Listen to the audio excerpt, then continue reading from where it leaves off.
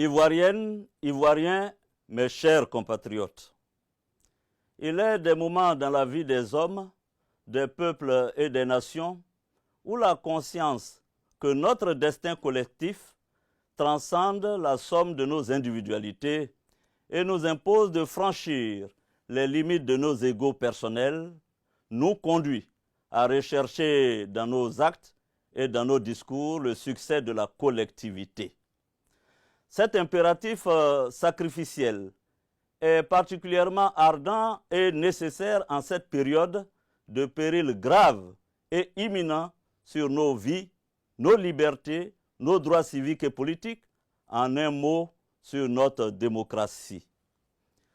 Face à la gravité de la situation qui accourt dans notre pays, depuis la décision extrême de M. Ouattara de convoquer tous les moyens légaux et illégaux dans le but de se maintenir au pouvoir, les fils de la Côte d'Ivoire, regroupés au sein de l'opposition parlementaire et extra-parlementaire, ont fait front commun dans une exemplaire unité d'action.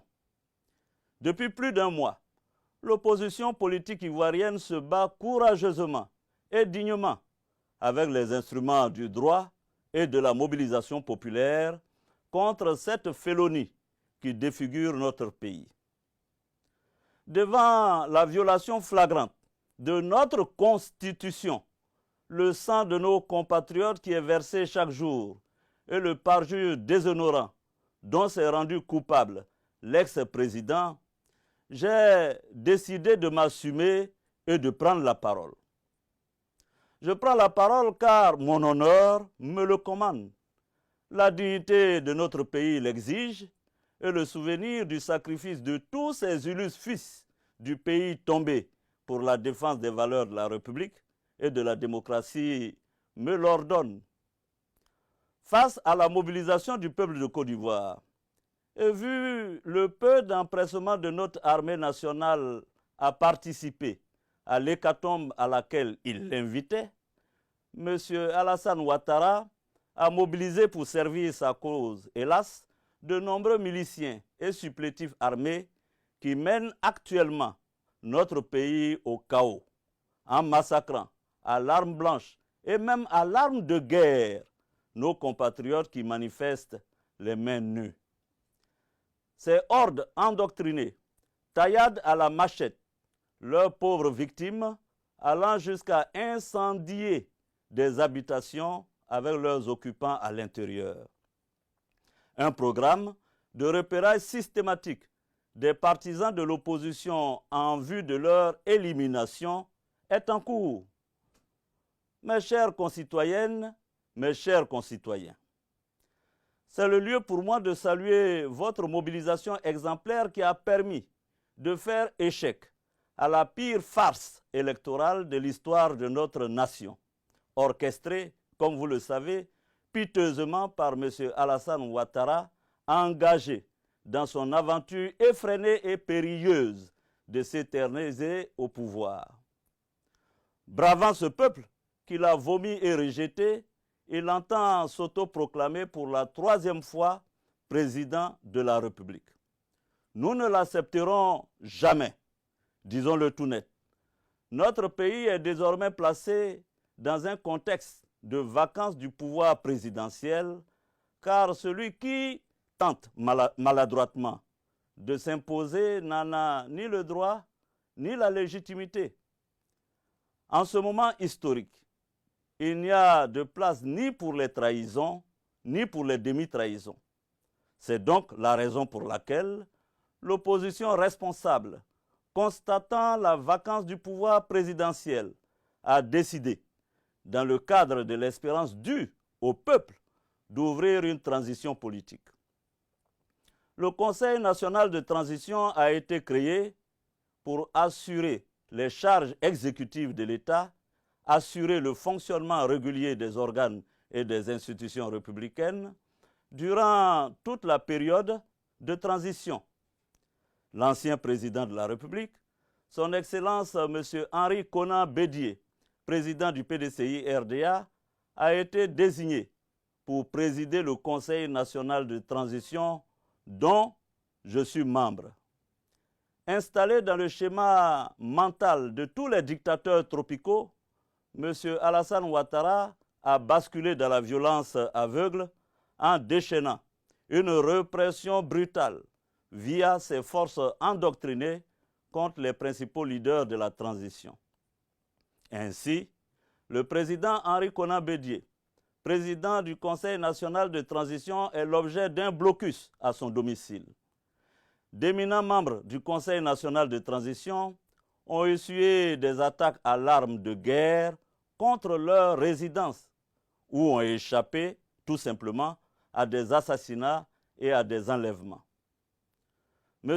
Alassane Ouattara veut absolument décapiter la transition pour pouvoir éteindre toute contestation et régner dans un consensus dictatorial où la paix qui prévaut est celle des cimetières. Moi, vu la traque contre les principaux dirigeants du Conseil national de transition, je décide en toute responsabilité de m'inscrire dans la continuité de l'œuvre entamée en contribuant à la mise en place effective des organes de la transition. Avec l'ensemble des forces vives de notre nation, nous conduirons la transition démocratique en vue d'élections libres, inclusives et transparentes dans les meilleurs délais. Seul antidote, je vous l'assure, à la violence qui accourt dans notre pays. Nos pères et nos mères ont payé notre liberté d'un trop grand prix pour que nous puissions accepter de la brader face à la forfanterie de quelques excités. Nous refusons que le viol de notre loi suprême soit considéré comme chose banale et puisse rester sans conséquence.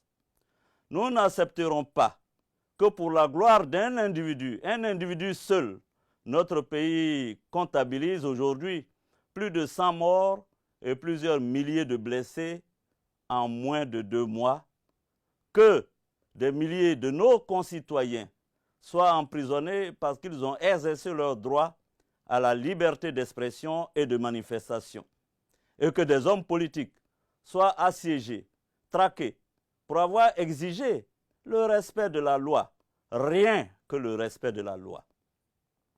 Les Ivoiriens n'accepteront pas, je vous l'assure, qu'une cour constitutionnelle servile et complaisante adoube le complot électoral et apporte sa caution à la forfaiture en cours. Ce n'est pas ce dont nous avons rêvé pour notre pays. Ne pas nous battre dans ces circonstances avec détermination, pugnacité et abnégation face à la tyrannie naissante serait une lâcheté dont nos dévanciers ne sauraient être fiers.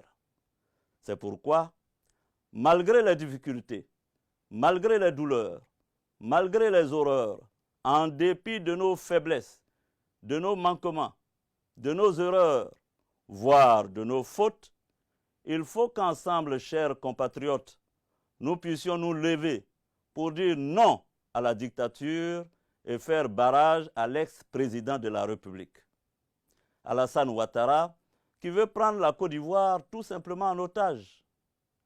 Le peuple ivoirien a montré son courage en refusant de se soumettre à la vindicte dictatoriale de l'ex-président, en appliquant courageusement le mot d'ordre de désobéissance civile. Les Ivoiriens ont démontré leur capacité à lutter pour la démocratie au péril de leur vie.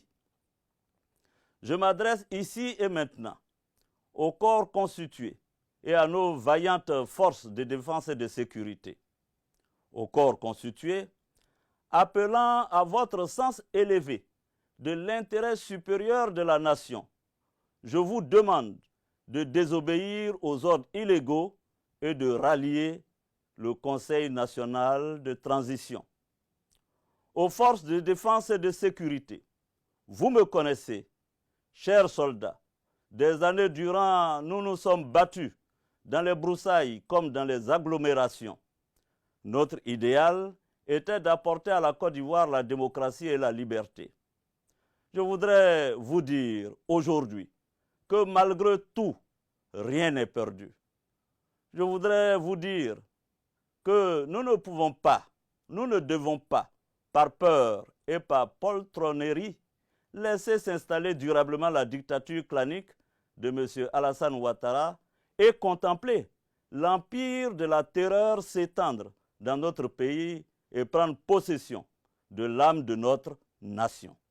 C'est pourquoi je demande à vous, soldats, sous-officiers, officiers, officiers supérieurs et officiers généraux de notre armée, de vous regarder dans le miroir de votre âme et de votre conscience et d'agir pour stopper les tueries. Agir pour préserver notre pays de pogroms intercommunautaires, agir pour rétablir la paix et la concorde, agir pour redonner à notre Constitution ses lettres de noblesse. M. Alassane Ouattara n'est plus le président de la République de Côte d'Ivoire. Cela est indéniable.